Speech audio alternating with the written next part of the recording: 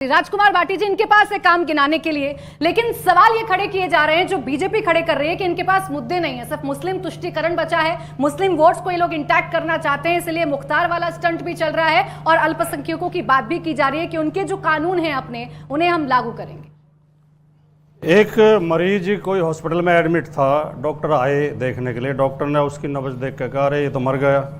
मरीज ने कहा डॉक्टर साहब मैं जिंदा हूं, तो नर्स ने उसे धमकाया तुम डॉक्टर से ज्यादा जानते हो। ये हालत इनकी है। नौजवान कह रहे हैं बेरोजगारी है, ये कह रहे हैं तुम गलत कह रहे हो, हमने तुम्हें सबे रोजगार दे रखे हैं। मतलब क्या, इन्होंने जितने मुद्दे गिनवाए हैं सब फर्जी हैं, कोई धरातल पे नहीं है कोई भी।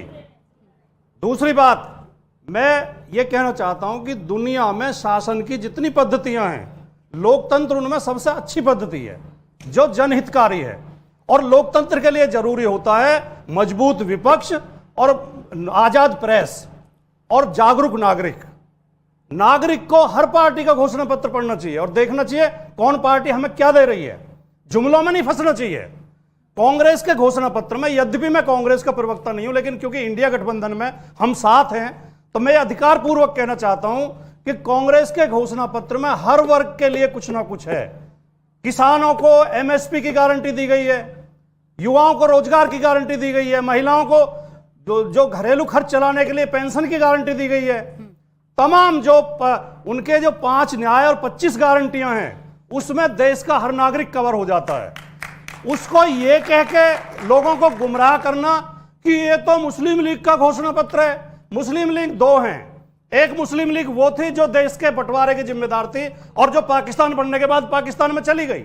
एक मुस्लिम लीग आज भी इंडिया में है जो इंडियन कॉन्स्टिट्यूशन की शपथ लेती है, भारतीय संविधान की शपथ लेती है, भारत के कानूनों को मानती है। उस मुस्लिम लीग के साथ तो इनके नेता जो थे वो बंगाल वाले मुखर्जी जी ने सरकार बनाई थी। जो इनके नेता थे बीजेपी के, जो पितृपुरुष थे, यानी आपके पास मुद्दे हैं। मेरी बात सुनिए, एक मिनट, आपके पास मेरी बात सुनिए, आपके पास बहुत सारे मुद्दे हैं राजकुमार जी, फिर सिर्फ इतना बता दीजिए कि ये मुद्दे गौण क्यों हो जाते हैं, आपको मुख्तार की याद क्यों आ जाती है? हाँ, जब मीडिया की रुचि ही सांप्रदायिक मुद्दों में हो, मीडिया जनहित के मुद्दों को अवॉइड करके, आपके नेता उठाएं, मैं इस मंच से उठाऊंगी, आपके नेता मुख्तार के परिवार आपको से मुझे बोलने देना चाहिए। मैं बोलने दूंगी ना सर, आपकी डिबेट निष्पक्ष तभी लगेगी जब आप मुझे बोलने देंगे। पर प्रश्न किया है तो मुझे जवाब देना जरूरी है। आपके नेता महंगाई बेरोजगारी की बात करेंगे तो मैं यहाँ महंगाई बेरोजगारी की बात करूंगी।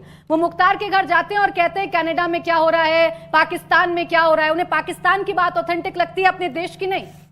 मैं इसी पे भी जवाब दे देता हूँ। बिल्कुल, जो विषय आप उठाएंगे, जो सवाल पूछेंगे, हम जवाब देंगे। बिल्कुल दीजिए सर, जवाब देने मुख्तार अंसारी के बेटे जिस पार्टी से विधायक हैं, वो पार्टी एनडीए में इनकी पार्टी के साथ गठबंधन में है। योगी आदित्यनाथ के कैबिनेट मिनिस्टर ने बयान दिया है मुख्तार अंसारी की मौत के बाद, मुख्तार अंसारी गरीबों का मसीहा था।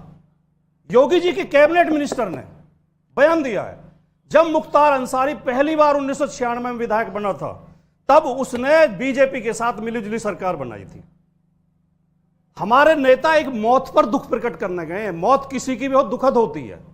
हमारे नेता ने यह कहा है कि उत्तर प्रदेश में पुलिस हिरासत में मौतों की संख्या बहुत ज्यादा बढ़ गई है।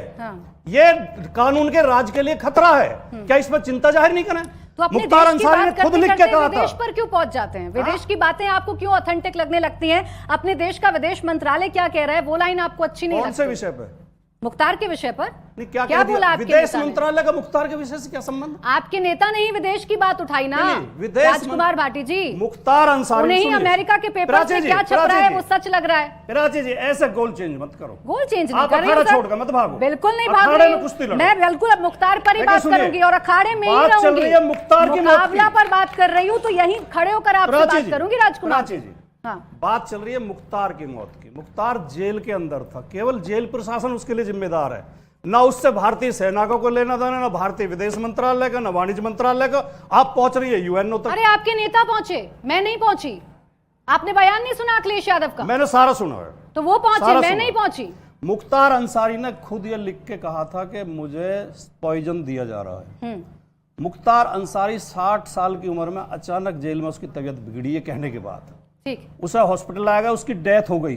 ठीक है। अटैक, हार्ट फेल हो गया, हाँ। तो क्या इसकी जांच नहीं होनी चाहिए? डॉक्टर्स क्या ने हम जांच कानून की का है। राज नहीं चाहते? पोस्टमार्टम हम केवल रिपोर्ट आ जांच चुकी की है। मांग कर रहे हैं। पोस्टमार्टम रिपोर्ट आ चुकी है, नहीं, जांच आ भी चुकी बैठ है तो चुकी है, जांच न्यायिक नहीं जांच हुई भी है। बैठ चुकी है। जांच नहीं, क्या आप फाइनल रिजल्ट दे रही हैं? मैं फाइनल रिजल्ट नहीं दे रही, जो तो हम यही डॉक्टर्स तो ने कह कहा रहे हैं। है, जो डॉक्टर्स हम ने कहा केवल है, ये मैं कह- वही बात देखिए हमें इस बात से- राजकुमार जी, आपको ना देश के डॉक्टर्स पर यकीन है, आपको ना हमें पोस्टमार्टम सब रिपोर्ट पर पर यकीन यकीन है, हमें है, प्राची आपको पे भी यकीन है यकीन है, मुख्तार हमें इंडिया अंसारी टीवी पे भी पर, यकीन है, जो हमें शहजाद कन्विक्टेड पर भी है, यकीन है, जो कन्विक्टेड हमें है, मोदी जी पे भी यकीन आपको है, यकीन हमें है सब पे मुख्तार यकीन है। अंसारी पर जो कन्विक्टेड है।